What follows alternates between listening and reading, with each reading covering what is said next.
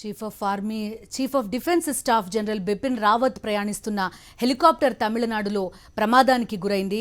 అందులో 11 మంది చనిపోయినట్టుగా చెప్తున్నారు. మరి కాసేపట్లో పార్లమెంట్లో ఒక అధికారిక ప్రకటన రాబోతోంది. మా ఇన్పుట్ ఎడిటర్ ఇస్మాయిల్ ప్రస్తుతం న్యూస్ రూమ్లో ఉన్నారు, పూర్తి డీటెయిల్స్ అందిస్తారు. ఇస్మాయిల్, చెప్పండి, మీ దగ్గర ఎలాంటి సమాచారం ఉంది?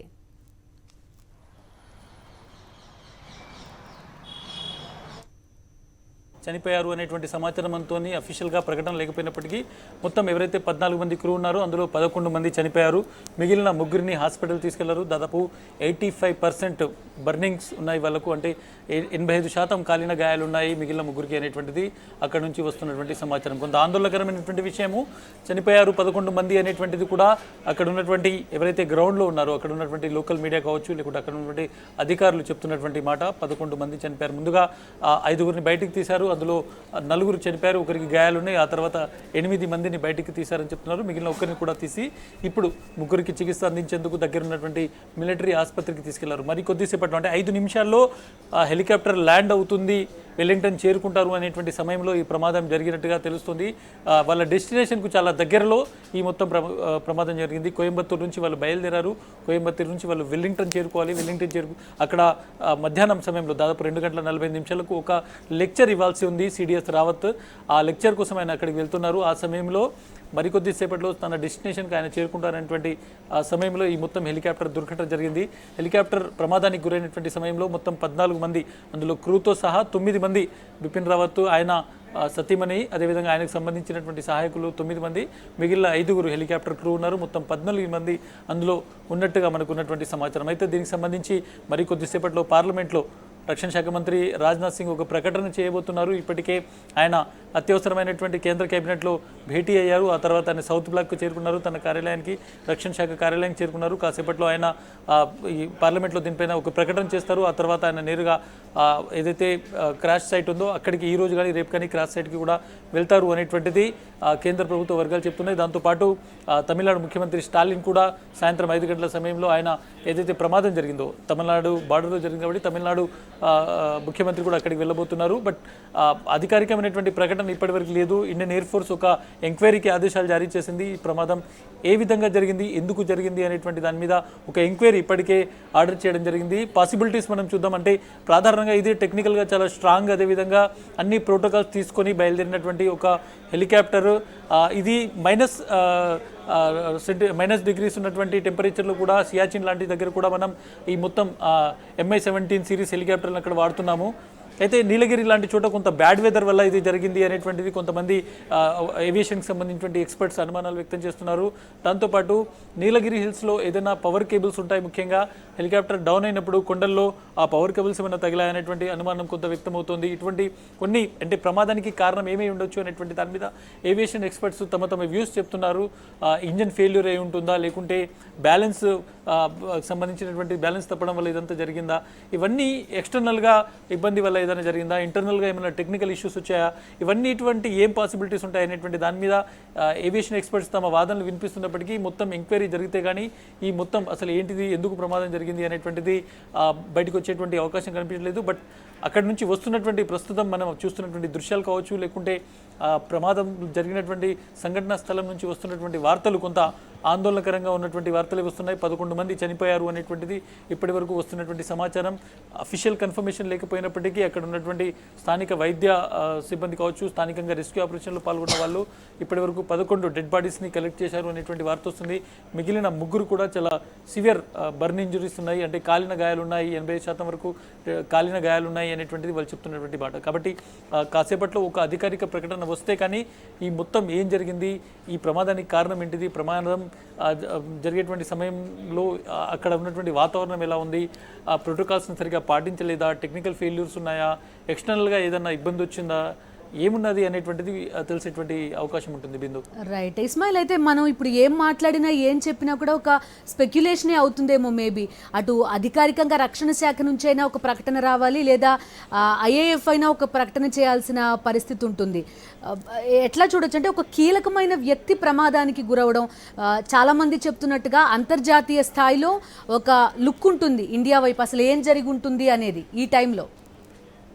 బట్ డెఫినెట్గా ఇది కేవలం ఈరోజు సిడిఎస్ రావత్తు ప్రయాణిస్తున్నటువంటి ఈ చాపర్ కూలిపోవడం అనేటువంటిది చాలా క్వశ్చన్స్ రైజ్ చేస్తుంది. ఒకటి, మనం ఎయిర్ ట్రావెలింగ్ అనేటువంటి దాని మీదనే ఒక పెద్ద క్వశ్చన్ మార్క్ రేస్ చేసేటువంటి ప్రమాదం ఉంటుంది. ఎందుకంటే అత్యధికమైనటువంటి సెక్యూరిటీ మెజర్స్ తీసుకొని అన్ని ప్రోటోకాల్స్ని పాటిస్తూ అన్ని రకాల జాగ్రత్తలు తీసుకున్నటువంటి ఒక చాపర్, అది దేశంలో ఉన్నటువంటి ఒక క్రీమ్ అనుకోవచ్చు. ముఖ్యంగా దేశంలో ఉన్నటువంటి టాప్ 10లో ఉన్నటువంటి ఒక పర్సన్ ఈరోజు అతనికి సంబంధించినటువంటి ట్రావెలింగ్లోనే ఈ ప్రమాదం జరిగింది అంటే, ఇదే హెలికాప్టర్లను మనం ప్రధానమంత్రికి వాడుతుంటాము, రాష్ట్రపతులకు వాడుతుంటాము, ఇవి హెలికాప్టర్లను మనం ఇంపార్టెంట్ పర్సన్స్కి వాడుతుంటాము. కాబట్టి ఒకవేళ దానిలో టెక్నికల్ ఫెయిల్యూర్ ఉందా, లేకుంటే ఈ వాతావరణంలో అది దానిలో ట్రావెల్ చేయాలనేటువంటి నిర్ణయం కరెక్ట్ కదా, లేకుంటే డెసిషన్ మేకింగ్లో ఎవరు తప్పు చేశారు, ఇవన్నీ కూడా ఎవాల్యుయేషన్ చేయాల్సి ఉంటుంది. వీటన్నింటినీ ప్రతిదాన్ని పరీక్షించాల్సి ఉంటుంది. కానీ దేశంలో ఉన్నటువంటి ఒక సెంట్రల్ డిఫెన్స్ స్టాఫ్, అంటే మొత్తం త్రివిధ దళాలకు సంబంధించినటువంటి స్టాఫ్ ఇన్ఛార్జ్ని మనం ఒక ట్రావెలింగ్లో ఒక హెలికాప్టర్ ప్రమాదంలో పోగొట్టుకోవడం అనేటువంటిది డెఫినెట్గా మనకు సంబంధించినటువంటి సిస్టంలో ఎక్కడ లోపం ఉంది, ఎట్లా ఈ ప్రమాదం జరిగిందనేటువంటి దానిపైన రాబోయేటువంటి కాలంలో ఒక పెద్ద డిబేట్ జరగబోతోంది. హెలికాప్టర్కి సంబంధించినటువంటి వాటికి సంబంధించినటువంటి అవి నిజంగానే సేఫా, లేకుంటే దాంట్లో ఎక్కడైనా మెజర్స్ ఇంకా బెటర్గా తీసుకోవాలనేటువంటి దాని మీద పరిశోధనలు కూడా జరగాల్సి ఉంది. బట్ ఇప్పుడున్నటువంటి ఈ ప్రమాదం వరకు మాత్రం డెఫినెట్గా అన్ని ప్రోటోకాల్స్ పాటించారు అనేటువంటిది వరకు తెలుస్తుంది. బట్ ప్రమాదం ఎందుకు జరిగింది అనేటువంటి దానిపైన ఒక డీటెయిల్డ్ ఎంక్వైరీ, టెక్నికల్ ఎంక్వైరీ జరిగితేనే బయటకు వచ్చేటువంటి అవకాశం కనిపిస్తుంది. ఇండియన్ ఎయిర్ ఫోర్స్ ఇప్పటికే ఒక ఎంక్వైరీకి ఆదేశాలు జారీ చేసింది. కాసేపట్లో రాజ్నాథ్ సింగ్ రక్షణ మంత్రిగా ఒక ప్రకటన చేయబోతున్నారు. మనం అఫీషియల్గా చెప్పకపోయినా 11 మంది చనిపోయారు అంటే తీవ్రతను అర్థం చేసుకోవచ్చు. ఏం జరిగింది అనేటువంటిది ప్రతి ఒక్కరికి అర్థమవుతుంది. ఒక అఫీషియల్ ప్రకటన కోసం ప్రతి ఒక్కరు ఎదురు చూస్తున్నారు. కాబట్టి ఈ మొత్తం ట్రావెలింగ్ జరుగుతున్న విషయం అంటే ఒక 5 నిమిషాల్లో డెస్టినేషన్కి ఆయన చేరుకుంటారు అనేటువంటి టైంలో, నీలగిరి హిల్స్లో కొంత మంచు కురుస్తుంటుంది. ఈ టైంలో డెఫినెట్గా వాతావరణానికి సంబంధించిన ఇష్యూస్ అక్కడ ఉంటాయి. బట్ అయినప్పటికీ చాలామంది ఏం చెప్తున్నారంటే, సియాచిన్ గ్లేషియర్ లాంటి ప్రాంతంలో ఈ హెలికాప్టర్లు వాడుతుంటారు. ఇది -డిగ్రీస్లో టెంపరేచర్ ఉన్నప్పటికీ, అత్యల్పమైనటువంటి ఉష్ణోగ్రతలు ఉన్నప్పటికీ ఇది అక్కడ పనిచేస్తుంది. ఇంజన్స్ జామ్ కావడము లేకుంటే ఇతర సమస్యలు రావు. కానీ ఎక్స్టర్నల్గా ఏదైనా ఇబ్బంది జరుగుండొచ్చు అనేటువంటిది చాలా ఎక్కువ మంది ఒక్క నిమిషం ఇస్మాయిల్, మనతో రక్షణ రంగ నిపుణులు కనిగంటి రమేష్ గారు ఫోన్ లైన్ లో ఉన్నారు. ఒకసారి మాట్లాడదాం. కనిగంటి రమేష్ గారు, వెస్టర్న్ ఘాట్స్, నీలగిరి హిల్స్ కూడా వెస్టర్న్ ఘాట్స్ పార్ట్లోకి వస్తాయి.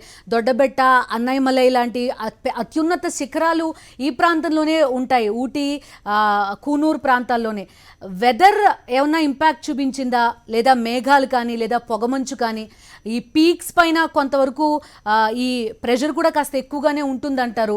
మీరేం చెప్తారు? సాంకేతిక కారణాలనే ఒక వాదన కూడా వినబడుతోంది. సార్, ఇప్పుడు మేడం కొన్ని టెక్నికల్ గ్లిచెస్ అయి ఉండొచ్చు. మనకి మన దివంగత ముఖ్యమంత్రి శ్రీ వైఎస్ రాజశేఖర రెడ్డి గారు కూడా మనం అట్లానే కోల్పోయాము 2009లో. సో కొంత టెక్నికల్ గ్లిచెస్ అయి ఉండొచ్చు, సాంకేతిక కారణాలు కానీ, వాతావరణ సమస్యలు కానీ. కానీ నేను ఒక అంతర్జాతీయ వ్యవహారాలు, అంతర్గత దేశ భద్రతా విషయాల మీద నేను పరిశోధన చేసే వ్యక్తిగా నేను మటుకి ఇంటర్నేషనల్ లెవెల్ యాంగిల్స్ కూడా మనం చాలా జాగ్రత్తగా చూడాలి. బిపిన్ రావత్ గారు కాకతాళీకం అవ్వచ్చు ఏది జరగటం, కానీ ఇంటర్నేషనల్ యాంగిల్లో ముఖ్యంగా చైనీస్ యాంగిల్ ని, ఆయన కోవిడ్ మీద, కరోనా మీద ఆయన బయలాజికల్ వార్ఫేర్ అని చాలా గట్టిగా చెప్పిన సందర్భాలు ఉన్నాయి. China is India's biggest threat అని చెప్పి, అంటే ఓపెన్ గా ఓసిఫోరియస్ గా చెప్పి ఆ చైనా వాళ్ళు కూడా అబ్జెక్షన్ చెప్పే విధంగా చేసింది ఒక బిపిన్ రావత్ గారు ఈ మధ్య కాలంలో, అంత ఓపెన్ గా. సో మనం తప్పనిసరిగా అలాంటి ఏమి జరగకూడదు, అలాంటి కుట్ర అంతర్జాతీయ కుట్ర అని భావిస్తానే. బట్ ఒక మెథాడికల్ గా చూసినప్పుడు మనం అన్ని కోణాలు పరిశోధించాలి అని మాత్రం నేను గట్టిగా చెప్పగలను అంతర్జాతీయ స్థాయిలో. అంటే ఓన్లీ ప్రమాదం అనే యాంగిల్లో కాకుండా అన్ని కోణాల్లో విచారించాలంటారు మీరు? 100% అండి. ఇప్పుడు మన ఎనిమీస్ కి సంబంధించి ముఖ్యంగా మనకి ఇమ్మీడియట్ గా కరోనా, చైనా, పాకిస్తాన్, ఆ కోణాలని మనం విస్మరించకూడదు. అదే గ్యారంటీ 100% ఈ క్షణం నేను చెప్పలేకపోవచ్చు మీకు. Time will decide. But definite గా ఆ కోణాలను మనం విస్మరించకూడదు. ఆ కోణాలతో పాటు వాతావరణము, సాంకేతిక లోపాలు, ఈ 4 కోణాల్లో ఏదో ఒకటి ఖచ్చితంగా జరగడానికి అవకాశం ఉంది. Great last. ఎందుకంటే నేషనల్ సెక్యూరిటీ, జాతీయ భద్రతకు సంబంధించి ప్రధానమంత్రి మోడీ గారి తర్వాత అజిత్ దోవల్ గారు, నేషనల్ సెక్యూరిటీ అడ్వైజర్ గారి తర్వాత అజిత్ దోవల్ గారు హోమ్ మినిస్టర్, డిఫెన్స్ మినిస్టర్ తర్వాత ఫారెన్ మినిస్టర్ తర్వాత అత్యంత కీలకం ఏంటంటే chief of defence staff. So ఆ విధంగా కూడా మనము ఇట్ ఈస్ ఓకే, ఏ కారణమైనా కానీ ఇట్ ఈస్ వెరీ వెరీ వర్రీసమ్. మీకు ఇటువంటి అనుమానాలు కలగడానికి బ్యాక్గ్రౌండ్ ఏంటి, ఏమన్నా కొన్ని పాయింట్స్ చెప్పగలుగుతారా? 100%. COVID-19 Chinese orchestrated venomous imperial design, COVID COVID-19 in 2019 it started. అది ఒక బయలాజికల్ వార్ఫేర్ అని నమ్మేవాళ్ళలో నేను మొదటి వాడిని. నేను 2020 ఏప్రిల్ నుంచి చెప్తున్నాను ఆ మాట. So there is definitely a Chinese angle to whatever is happening at a bigger level to VVIPs in India. So దాంట్లో అసలు మనము నెంబర్ 1. నెంబర్ 2 ఇంకోటి ఏంటంటే చైనీస్ ఎన్లార్జ్మెంట్, ఎంట్రాప్మెంట్, ఎన్సర్కిల్మెంట్ అనే ఒక 3 పాలసీల ద్వారా మన మ్యానుఫ్యాక్చరింగ్ స్పేస్ ని, మన సర్వీస్ సెక్టర్ స్పేస్ ని, మన మ్యారిటైమ్ స్పేస్ అంటే మన హిందూ మహాసముద్రము జలాన్ని, తర్వాత మన పొలిటికల్ స్పేస్, మన రాజకీయ వ్యవస్థలని అన్నిటికీ మించి మన service sector space, cyber space, అంతర్జాలం కూడా, సైబర్ స్పేస్, 5 స్పేసెస్ ని చైనా వాళ్ళు ఎన్లార్జ్మెంట్, ఎంట్రాప్మెంట్, ఎన్సర్కిల్మెంట్ ద్వారా వాళ్ళ హస్తగతం చేసుకునే ప్రయత్నంలో వాళ్ళు ఎటువంటి సాహసానికైనా ఒడిగడతారు. కరోనా వైరస్ బయలాజికల్ వార్ఫేర్ కాదు, అది న్యాచురల్ అని చెప్పి 2020లో అసలు కరోనా వైరస్ వస్తుందని ఎవరు ఊహించలేదు. అది అట్లానే ఈ యాక్సిడెంట్ లో ఇప్పుడు నేను చెప్పిన మీరేమంటారంటే ఇవన్నీ దాన్ని ఏమంటారు, కుట్రపూరితంగా ఏదో కాన్స్పిరసీ థియరీలో భాగంగా మీరు ఏదో మాట్లాడుతున్నారండి అని అంటారు. నన్ను ఎవరు సీరియస్ గా పట్టించుకోరు. ఎందుకు పట్టించుకోరా అంటే దాన్ని మీరు మిగతా వాళ్ళందరూ పైపైన చూస్తారు, మాలాంటి పరిశోధన చేసే వాళ్ళు లోతుగా చూస్తారు. ఒక వ్యక్తి, ఒక సంఘము, ఒక దేశం ఏ విధంగా ప్రవర్తిస్తుందో ఒక 60 ఏళ్ల పాటు మనం స్టడీ చేస్తే మనకు ఒక ఈజీగా ఒక ప్యాటర్న్ తెలుస్తుంది. ప్యాటర్న్ బిహేవియర్ అంటారు. దాన్ని బట్టి మనం అంచనా వేయొచ్చు. సో ఆ అంచనా ప్రకారం ఇంటర్నేషనల్ యాంగిల్, ముఖ్యంగా చైనీస్ యాంగిల్ ని we cannot say no to Chinese angle. We cannot look down on the Chinese angle to whatever has happened in Coonoor, in Nilgiris of IAF crash. Okay, కేవలం technical glitches లేకపోతే weather ఇవి impact మాత్రమే కాకుండా మరి కుట్ర కోణాలని కూడా చూడాలి ఖచ్చితంగా దీంట్లో ఎంక్వైరీలో అనేది మీ అభిప్రాయం. ఇంకేమన్నా చెప్పదలుచుకున్నారా రమేష్ గారు? That's what. And one more important thing is okay, ఇది కనుక జనరల్ గా టెక్నికల్ గ్లిచెస్ అయినా కానీ మనం సీరియస్ గా రియాక్ట్ అవ్వాలి. వాతావరణం బాగోపోయినా కానీ సీరియస్ గా రియాక్ట్ అవ్వాలి. ఎందుకంటే S-400 మిసైల్స్ నిన్నగాక మనం రష్యా నుంచి తీసుకున్నాం. చైనాకి బాగా ఇబ్బందికరిస్తున్న పరిస్థితుల్లో నట్టాం మనం చైనాని. మొన్న రష్యన్ ప్రెసిడెంట్ వ్లాదిమిర్ పుతిన్ వచ్చి just 2 days back on 6th of December, we all know, right? So ఇలాంటి పరిస్థితుల్లో India is actually cruising high speed, చాలా స్పీడ్ తో అంతరిక్షంలో స్పేస్ విషయాల్లో కానీ, లేకపోతే మ్యారిటైమ్ విషయాల్లో కానీ, సైబర్ స్పేస్ లో కానీ, ఆర్టిఫిషియల్ ఇంటెలిజెన్స్ లో కానీ, వీటన్నిటి మీద మనం ఇలాంటి చేస్తున్న తరుణంలో మనము మన సొంత VVIP అయిన చీఫ్ ఆఫ్ డిఫెన్స్ స్టాఫ్ ని కాపాడుకోలేకపోవటం అనేది మనందరం ఒక జాతిగా, అంటే as a nation, not to blame here and there, all of us have to take note of what has happened and what is our role in it. What I mean to say is introspection, self introspection, right. So Russia, America, చైనాలతో సమానంగా భారతదేశం దూసుకెళ్తోంది కాబట్టి ఆ యాంగిల్ని కూడా విస్మరించకూడదు అనేది కన్నగంటి రమేష్ గారి అభిప్రాయం. So చూస్తున్నాం ప్రమాద దృశ్యాల్ని మనం, ఇంకా శకలాలు మాత్రమే కనిపిస్తున్న పరిస్థితి. 14 మంది ఇందులో ట్రావెల్ చేస్తుంటే 11 మంది చనిపోయినట్టుగా చెప్తున్నారు. ఇది అనధికారిక సమాచారం మాత్రమే. ఇంకా రక్షణ శాఖ మంత్రి రాజ్నాథ్ సింగ్ కాసేపట్లో పార్లమెంట్లో ప్రకటన చేసే అవకాశం ఉంది. ప్రమాదంపై IAF ఇప్పటి వరకు అధికారికంగా ధృవీకరించింది. ఏం జరిగింది అనేది తెలియాల్సి ఉంది. IAS ఇప్పటికే ఒక ఎంక్వైరీ కూడా వేసింది ప్రమాదం పైన. సో కనిగంటి రమేష్ లాంటి కొంతమంది ఎక్స్పర్ట్ దీన్ని ప్రమాదం యాంగిల్లో, వెదర్, అదేవిధంగా టెక్నికల్ గ్లిచెస్ ఈ యాంగిల్లో మాత్రమే కాకుండా కొంత ప్రత్యర్థులు, కుట్ర కోణాల్లో కూడా విచారించాల్సిన అవసరం ఉంది అని పేర్కొంటుండడం కూడా మనం చూస్తున్నాం. తమిళనాడులో భారత సైన్యానికి చెందిన MI-17 ఆర్మీ హెలికాప్టర్ కుప్పకూలింది. కోయంబత్తూర్, కూనూర్ మధ్యలో ఈ ఘటన జరిగింది. వెల్లింగ్టన్ ఆర్మీ కేంద్రం నుంచి బయలుదేరిన ఈ MI సిరీస్ హెలికాప్టర్ ఒక హోటల్ సమీపంలో కూలిపోయింది. ఈ హెలికాప్టర్ ప్రమాదంలో 11 మంది చనిపోయారు. MI-17 V5 హెలికాప్టర్లో మొత్తం 14 మంది ప్రయాణిస్తున్నారని తెలిసింది. బిపిన్ రావత్ ప్రయాణిస్తున్న హెలికాప్టర్ కూలిపోయినట్టు వాయుసేన ప్రకటించింది. హెలికాప్టర్లో chief of defence staff Bipin రావత్తో పాటు ఆయన భార్య మధులిక ఉన్నారు. వారితో పాటు బ్రిగేడియర్ లిద్దర్, కల్నల్ హర్జీందర్ సింగ్, పిఎస్ఓలు గురుసేవక్ సింగ్, జితేంద్ర కుమార్, వివేక్ కుమార్, సాయి తేజ, సత్పాల్ ఉన్నారు. ప్రమాదాన్ని ఇండియన్ ఎయిర్ ఫోర్స్ అధికారికంగా ధృవీకరించింది. ప్రమాదంపై తక్షణ విచారణకు ఆదేశించింది. ఇప్పటికే ముగ్గురిని హుటాహుటిన ఆసుపత్రికి తరలించారు. ఈ MI-17 హెలికాప్టర్లో మొత్తం 24 మంది ప్రయాణం చేసే అవకాశం ఉంది.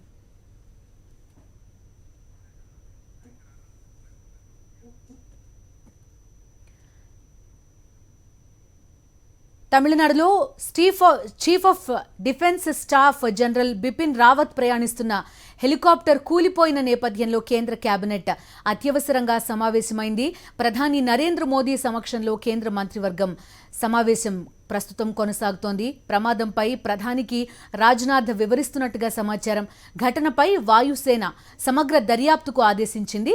రాజ్నాథ్ సింగ్ కొద్దిసేపటి క్రితం బిపిన్ రావత్ ఇంటికి వెళ్లారు.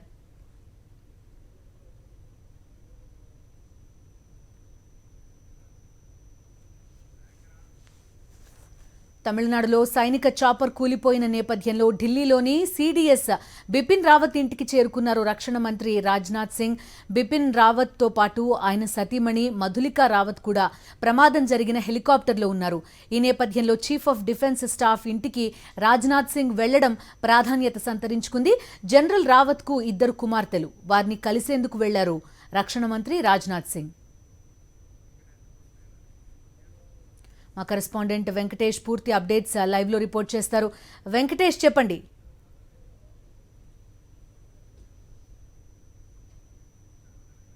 కేంద్ర మంత్రి రాజ్నాథ్ సింగ్ కొద్దిసేపటి కిందటే బిపిన్ రావత్ కుటుంబ సభ్యులను కలుసుకున్నారు.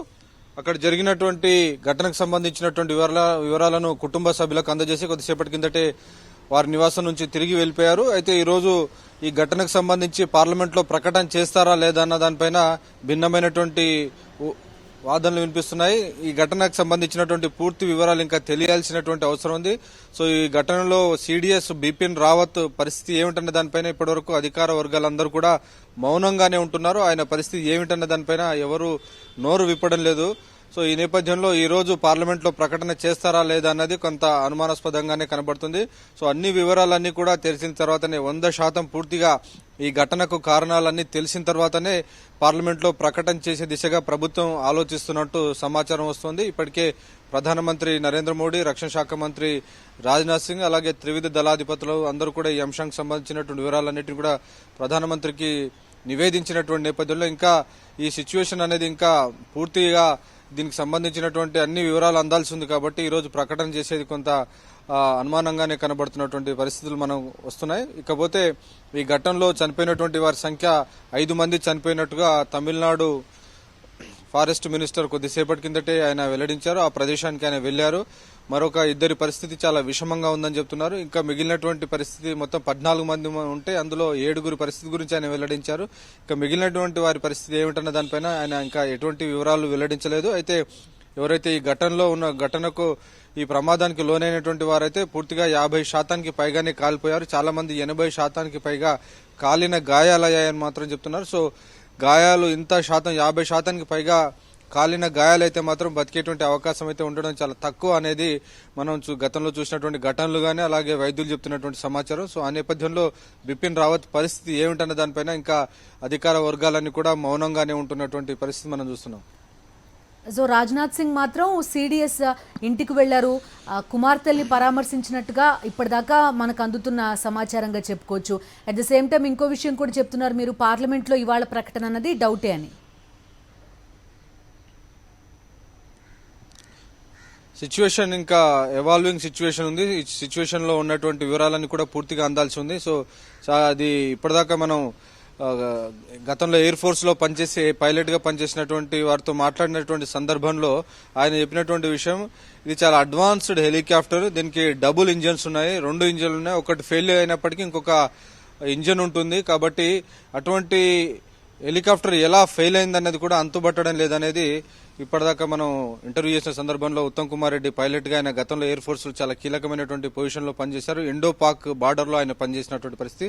సో ఆయన అసెస్మెంట్ ప్రకారం కొంత మేరకు మనకు సమాచారం ఇచ్చారు. డబుల్ ఇంజన్ తో ఉన్నటువంటి రష్యన్ మేడ్ హెలికాప్టర్ సో ఇటువంటి అధునాతన హెలికాప్టర్ కుప్పకూలడానికి కారణాలు ఏంటన్నది తమను కూడా ఒక అంతుబట్టని విషయంగా మారిందని చెప్తున్నారు. సో అది ప్రతికూల వాతావరణం అయితే, ఒకవేళ ప్రతికూల వాతావరణాన్ని కూడా ఎదిరించుకోగలిగి దాన్ని ఎదుర్కొని తప్పించుకోగలిగినటువంటి పరిస్థితులు ఉన్నటువంటి ఒక అడ్వాన్స్డ్ టెక్నాలజీ, అన్ని ప్రోటోకాల్స్ పాటించితే తప్ప వివిఐపీలు ఈ హెలికాప్టర్లో ప్రయాణించారు. సో అటువంటి పరిస్థితుల్లో ఉన్నటువంటి ఈ హెలికాప్టర్ ఎలా ప్రమాదానికి లోనైందన్నది మాత్రం ఎవరు చెప్పనటువంటి పరిస్థితి కనబడుతుంది. ఇది కేవలం ప్రమాదమేమా, లేక మరేదైనా కుట్ర కోణం ఉందా, లేదంటే ఇంకా ఏ కోణం ఉందన్న దానిపైన భిన్నమైనటువంటి ఊహాగానాలు వినిపిస్తున్నాయి. నిజానికి చీఫ్ ఆఫ్ డిఫెన్స్ స్టాఫ్ పదవిలోకి బిపిన్ రావత్ వచ్చిన తర్వాత అనేక సంస్కరణలు తీసుకొచ్చారు. ఆర్మీని పూర్తిగా ఆధునీకరింపజేసే దిశగా ఎప్పటికప్పుడు నరేంద్ర మోడీ ప్రభుత్వంతో ఆయన సంప్రదింపులు జరుపుతున్నారు.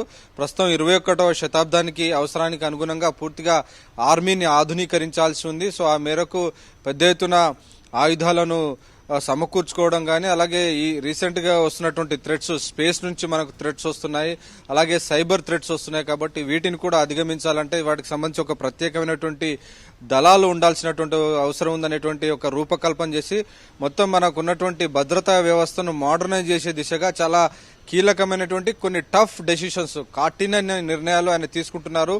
ఈ నిర్ణయాలు కూడా చాలా మందికి నచ్చడం లేదనేటువంటి ఒక వాదన కూడా వినబడుతుంది. సో ఆ నేపథ్యంలోనే బిపిన్ రావత్ హెలికాప్టర్ ప్రమాదానికి లోను కావడం అనేక అనుమానాలకు తావిస్తోంది. సో ప్రభుత్వం దీనికి సంబంధించి పూర్తి వివరాలు ఇస్తే తప్ప అసలు ఎందుకు ఇంతటి అడ్వాన్స్డ్ హెలికాప్టర్లో ప్రయాణిస్తున్నటువంటి సిడిఎస్ ఎలా ఈ ప్రమాదానికి లోనయ్యారన్న దానికి సంబంధించినటువంటి వివరాలు మనకు అందేటువంటి అవకాశం ఉంది. చాలా టఫ్ డెసిషన్ తో మన భద్రతా వ్యవస్థను మెరుగుపరుస్తున్నటువంటి సందర్భంలో ఆయన కఠిన నిర్ణయాలు తీసుకోవడం చాలా మందికి నచ్చడం లేదు అనేటువంటిది కూడా మనకు వస్తున్నటువంటి సమాచారం. సో ఆ పరిస్థితుల మధ్య ఈ పెద్ద ప్రమాదం జరగడం, ఆ ప్రమాదం ఇంపాక్ట్ కూడా మనం చూస్తున్నాం. విజువల్స్ చాలా ఇంపాక్ట్ ఎక్కువగా కనబడుతుంది.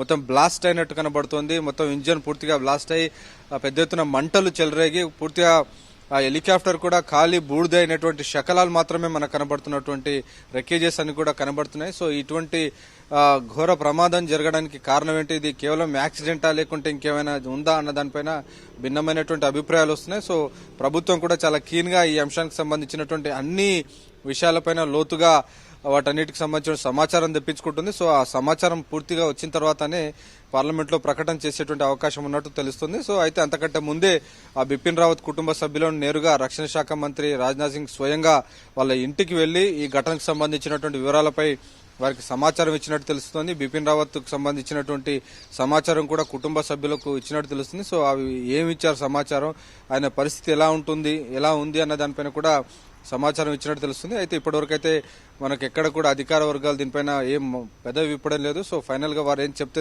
అన్నది మనం ఎదురు చూడాల్సి ఉంది. రైట్ వెంకటేష్. సో వెంకటేష్ చెప్తున్న రిపోర్ట్ని బట్టి తీసుకోవాల్సిన టేక్అవేస్ చూస్తే రక్షణ శాఖ మంత్రి రాజ్నాథ్ సింగ్ సిడిఎస్ ఇంటికి వెళ్లారు, వాళ్ళ కుమార్తెల్ని పరామర్శించారు.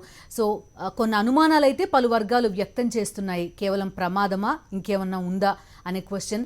అట్ ద సేమ్ టైం ఇవాళ ప్రకటన ఉండడం అనేది సందేహమే అని కూడా చెప్తున్నారు. బిపిన్ రావత్ హెలికాప్టర్ కూలిపోక ముందే హెలికాప్టర్లో మంటలు కనిపించాయని ప్రత్యక్ష సాక్షి కృష్ణస్వామి అంటున్నారు. హెలికాప్టర్ పైనుంచి వేగంగా కిందికి దూసుకొచ్చిందన్నారు. ఒక పెద్ద చెట్టు పైకి హెలికాప్టర్ దూసుకురావడంతో అది విరిగిపోయిందని, కింద పడ్డ మరుక్షణమే మరిన్ని మంటలు చెలరేగాయన్నారు. హెలికాప్టర్ నామరూపాలు లేకుండా మారిపోయిందని కృష్ణస్వామి అంటున్నారు. கிருஷ்ணசாமிங்க மஞ்சப்புற சத்துல தான் இருக்கிறேன். இன்னொன்னு பிளேன் ஹெலிகாப்டர் அப்படி வந்துச்சு, ஒரே சவுண்டு, கருகுமுன்னு சவுண்டு வந்த உடனே கீழே ஒரு மரத்துல அடிபட்டு வரையிலேயே நெருப்புல வந்துச்சு. நெருப்புல வந்த உடனே இங்க ஒரு பெரிய மரம் இருக்கு, அந்த மரத்துல வந்து அடிபட்டோன்னா கீழே அப்படியே தட்டார்னு விழுந்தோன்னா. ప్రమాద ఘటనకు సంబంధించి అన్ని విషయాలు వరుస క్రమంలో పరిశీలిస్తే ఉదయం 9 గంటలకు ఢిల్లీ నుంచి ఆర్మీ చాపర్లో సిడిఎస్ బిపిన్ రావత్ బయలుదేరారు. ఆ చాపర్ 11:30కి తమిళనాడులోని సూలూరు చేరుకుంది. 11:45కి సూలూరు నుంచి వెల్లింగ్టన్ ఎయిర్ బేస్కి సిడిఎస్ బిపిన్ రావత్ సహా 14 మందితో బయలుదేరింది.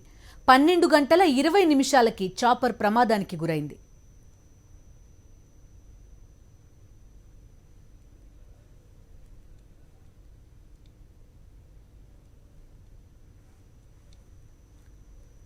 సో సాంకేతిక కారణమే హెలికాప్టర్ ప్రమాదానికి కారణమా, లేదంటే పొగమంచు మేఘాలు ఏమైనా ఉన్నాయా?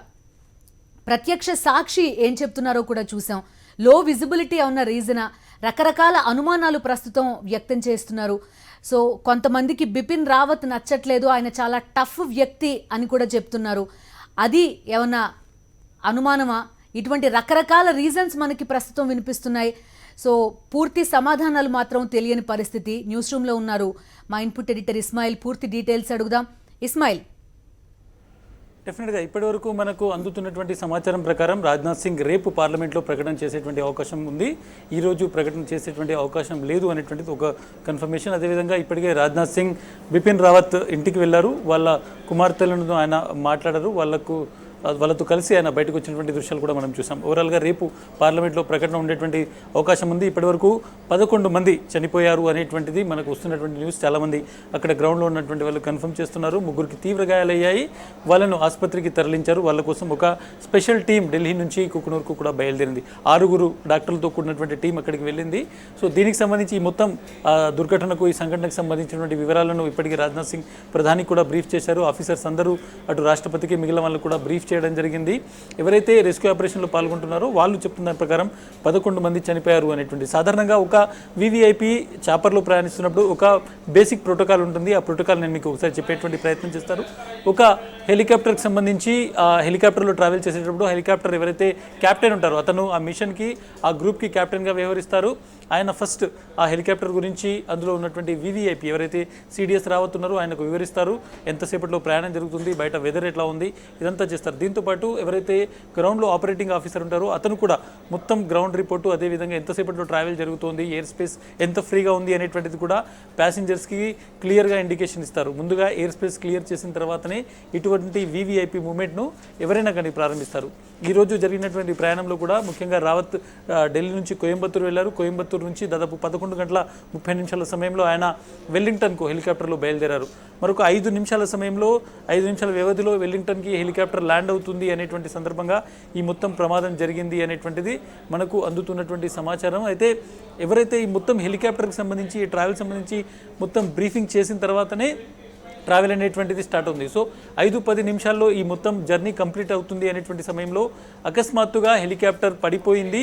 ప్రత్యక్ష సాక్షులు కృష్ణస్వామి మాట్లాడింది మనం చూసాము. హెలికాప్టర్ భూమిని తాకక ముందే, అంటే పై కింద పడిపోకముందే మంటల్లో చిక్కుకుంది. ఆ తర్వాత పెద్ద శబ్దం కూడా వచ్చింది.